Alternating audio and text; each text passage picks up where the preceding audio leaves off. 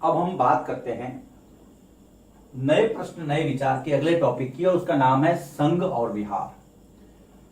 देखिए, जो लोग घर छोड़ देते थे, जो महात्मा बुद्ध और जैन धर्म के अर्थात महावीर स्वामी के अनुयायी हो गए थे, उन्होंने घर तो छोड़ दिया, लेकिन घर के बाहर उनके रहने की क्या व्यवस्था थी, क्या इसके बारे में भगवान बुद्ध और महावीर स्वामी ने कुछ सोचा था? इसी पे हम चर्चा करेंगे, संघ और विहार। तो सबसे पहले हम बात करते हैं संघ की। तो देखिए, संघ वास्तव में क्या था? अगर शाब्दिक अर्थ देखें संघ का, तो संघ का मतलब होता है संगठन, यूनियन। कि भगवान बुद्ध और महावीर स्वामी ने घर त्याग किए हुए, महात्मा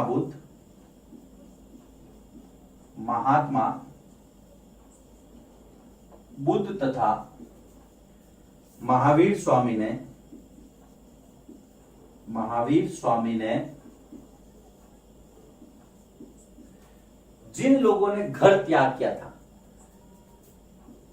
घर त्याग किए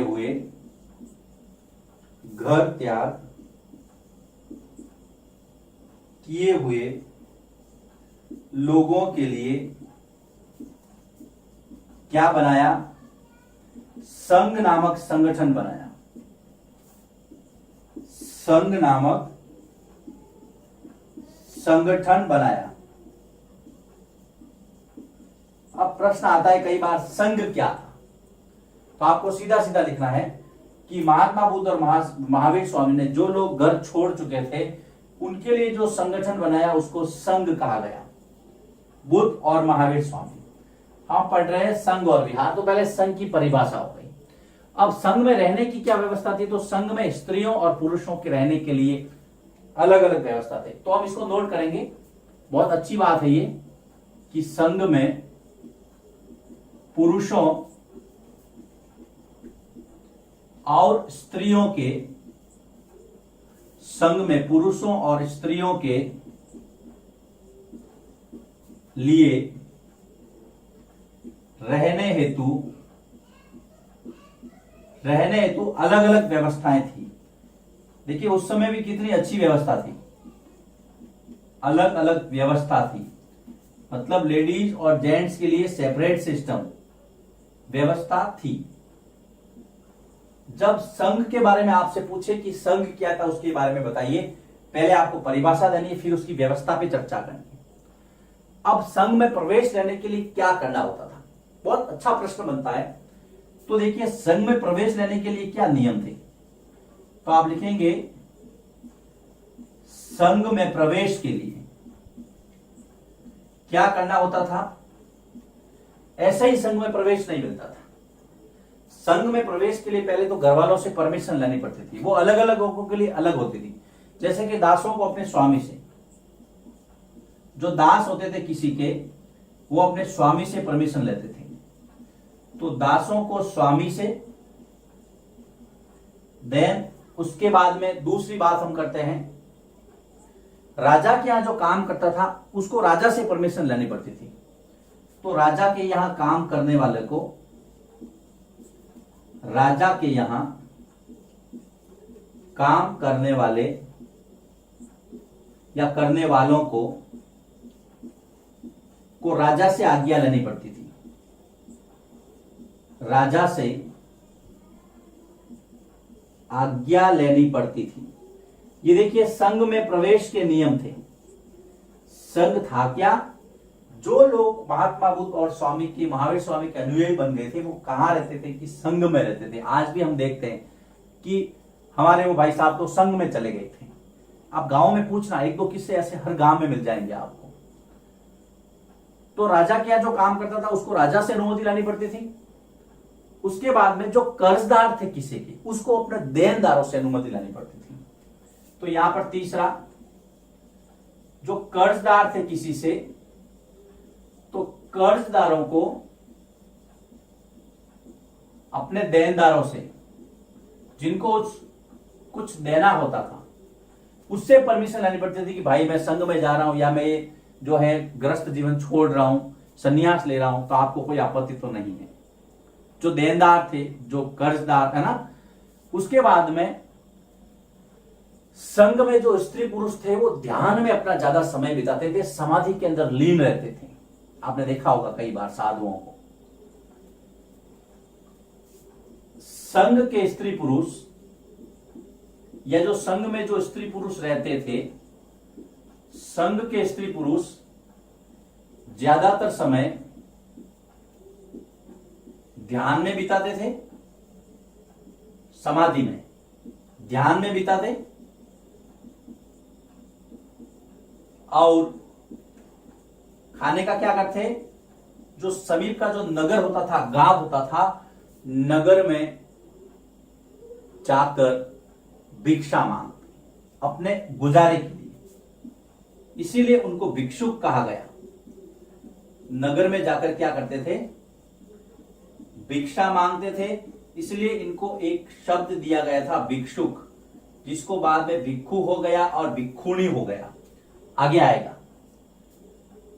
भिक्षा मांगने के कारण इनको क्या कहा गया, भिक्षुक। और जो दो शब्द निकले यहां से वो निकले बेटा, एक तो भिक्षु जो पुरुषों के लिए था, पुरुष सन्यासी,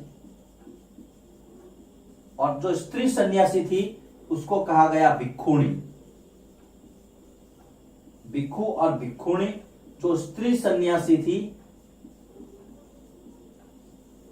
उसको कहा गया भिक्षुणी। तो ये दोनों भी आपको याद रखना है, भिक्षु और भिक्षुणी।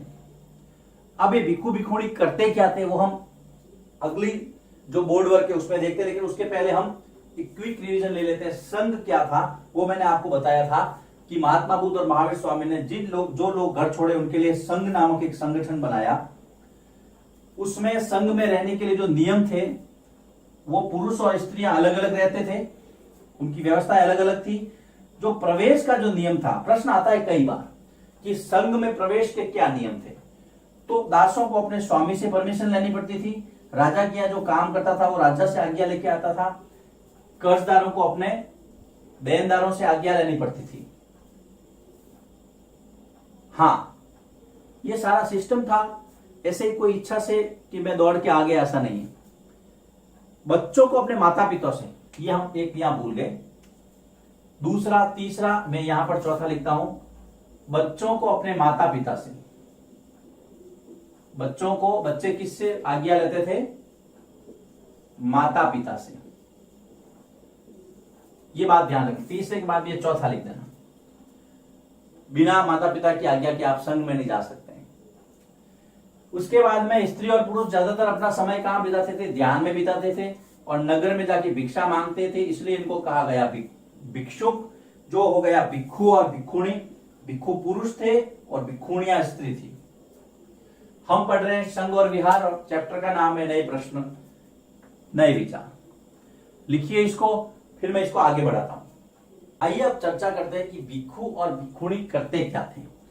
तो देखिए, सबसे पहला काम है वो लोगों को उपदेश देते। आम लोगों को, तो जनता थी,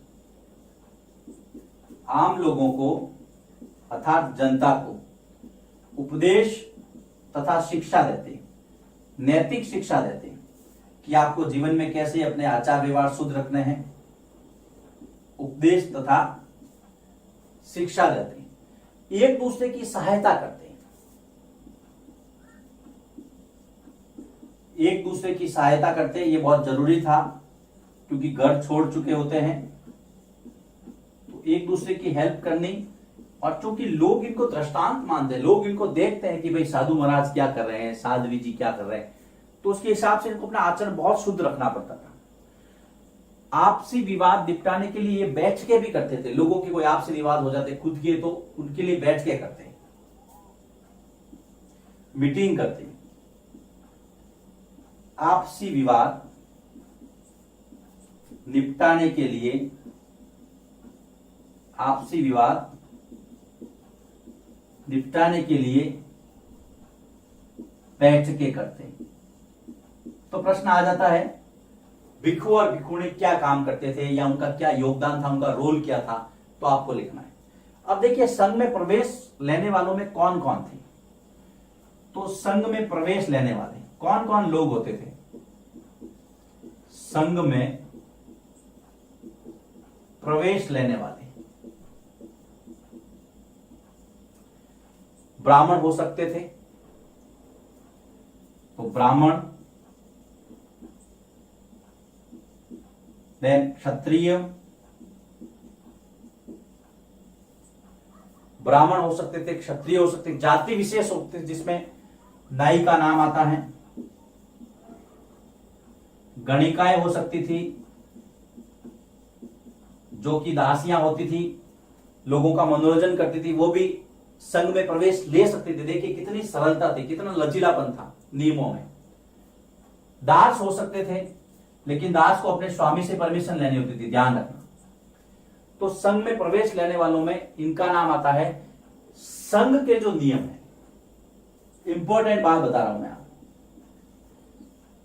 बौद्ध धर्म में जो संघ के नियम है वो विनय पिटक में संग्रहित है। हमें विनय पिटक से इसके बारे में जानकारी मिलती है, ये इंपॉर्टेंट है। कई बार प्रश्न आता है कि हमें बौद्ध धर्म में जो संघ के नियम है वो कौन सी पुस्तक से या कौन से पिटक से पता चलता है। आपको पता है ना, त्रिपिटक थे, सुत्त पिटक, विनय पिटक और अभिधम्म पिटक। उसमें से जो विनय पिटक है वो संघ के नियमों की जानकारी देता है। अब हम देखते हैं कि जो उस समय का भारतीय साहित्य था उसमें 6 दर्शन बताए गए हैं। तो यहां पर हम बात करते हैं एक नए टॉपिक की, षड दर्शन। आपने कई बार किताबों में पढ़ा होगा कि भारत में जो है समय समय पर कुछ न कुछ दर्शन, कुछ सिद्धांत प्रतिपादित किए गए ऋषियों द्वारा।